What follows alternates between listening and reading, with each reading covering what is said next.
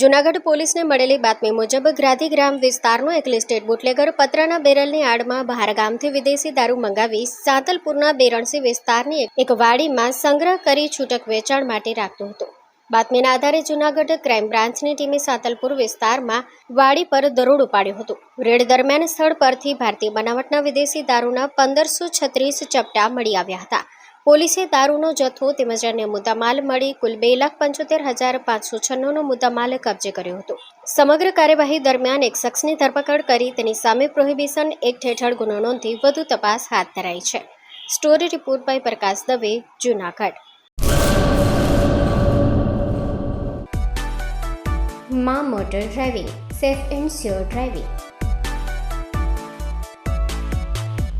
Driving એ શોખ સાથે આપની મોટી જવાબદારી પણ છે.